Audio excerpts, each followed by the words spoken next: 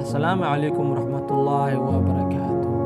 daawadayaal maanta mawduuceena waxaan dul istaagi doonaa sirta ka dambeysa akhriska wanaagsan ee darajooyinka sare lagu gaaro.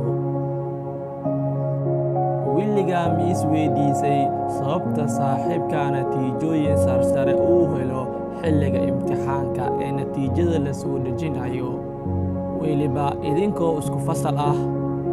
sidoo kale hal macallin cashar idin dhigo, xitaa laga yaabee inaad wadaagtaan kursiga iyo miiska aad casharka ku baranaysaan. huwaal waxaa ah dadka intiisa badani ay waddo kasta u maraan sidii ay natiijo fiican ay u heli lahaayeen. haddaba muuqaalkan waxaan idinku soo gudbin doonaa 10 sir oo faa'iido leh oo ka caawinaysa diyaarinta imtixaanka. waxaa laga yaabaa in qaybo ka mid ah aad isticmaashid, haddana aadan la tartami karin saaxiibkaaga. u bilowno muuqaalkeena. haddii aad janaalkan ku cusub tahay, subscribe noo saar. mahadsanid. qodobka koowaad, inaad xoogga saartid akhriska. inaad shay xoogga saarto oo dhoohanaan aad iska ilaaliso waa furaha akhriska wanaagsan. maskaxda saafiga ah ee mashquulka kale ka maran ayaa ah tan loo baahan yahay. wakhtiga ugu habboon waa xilliga hore ee subaxii, waana wakhtiga ay maskaxda saafigu tahay.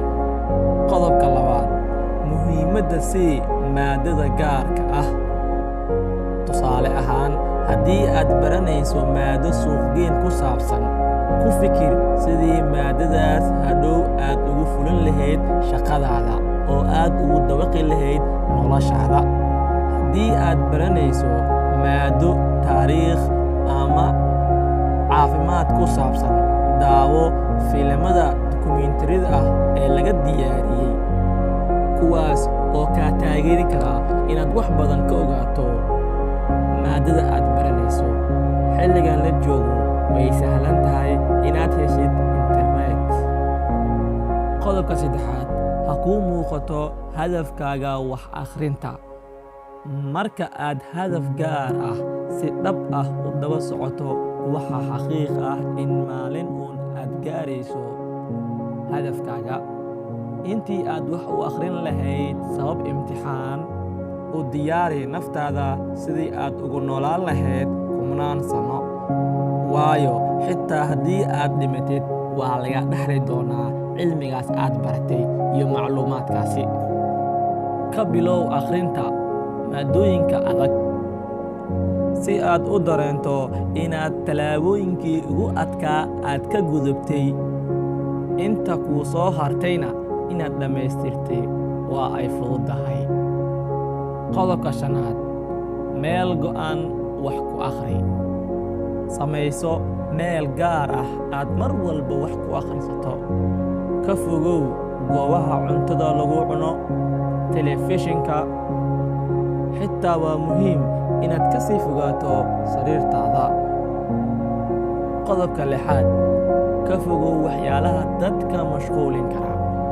sanooyinkan dambe moobilada smartiska ee gacanta lagu qaato waxa ay noqdeen waxa ugu badan ee wakhtiga lumiya. sidaa darteeda waxaan kugu talin lahaa inaad iska fogeyso xilliga wax akhriska ah iyo maalmaha imtixaankaba.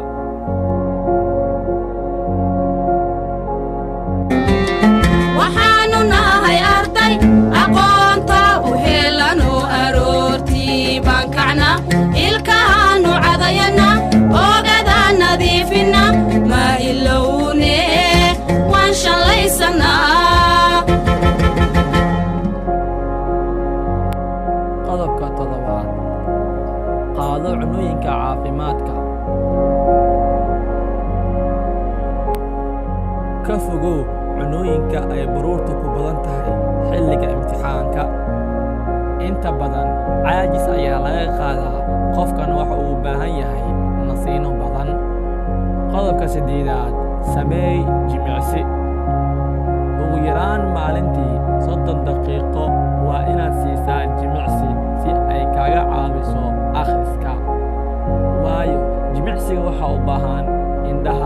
jirka iyo weliba maskaxda. Jimicsiga ugu fudud aad samayn karteen waa inaad socotid. Qodobka 9aad, isticmaal erayo dhiirigelin ah. Qodobkan kaalinta ugu badan waxaa iska leh waalidka. Waxaa laga rabaa inay ubadkooda ay ku dadaalaan, kuna dhiirigeliyaan, kuna taageeraan waxbarashada. Sidoo kale inay ka ilaaliyaan ereyada niyadjabka ku ah. Laakiin ogow, haddii aad cid kale dhiirigelin ka weydo, naftaada adiga u abaalmari waxyaabaha wanaagsan ee aad gaarto. Naftaada ku guwaabi gabayada iyo halhaysyada waxbarashada oo ku dhiirigeli si walba aad ku gaarto. Dhiirigelinta waxaa ka mid ah gabayga ahaa, yaraanta wax ku barta, weynaanta waad ku arkaysaa. Qodobka 10aad, tala saaro Ilaah. Waa qodobka ugu wanaagsan ee ugu horeeyo haddii aad hawl samaynaysid. Inaad tala saaratid Ilaahay ayaa ah fursadda ugu muhiimsan ee qofka bini'aadamka uu haysto. Akhriska Qur'aanka iyo sidoo kale ducooyinka gaagaaban ayaa ah in maskaxda ay hesho nafis. Akhriska Qur'aanka iyo ducooyinka ayaa ah fursado kale oo nafta u baahan. Ugu dambayn, waxaa laga yaabaa inay jiraan qodobo kale oo muhiim ah oo aan ka tegay. Intaan haynoo joogo muuqaalkeena maanta.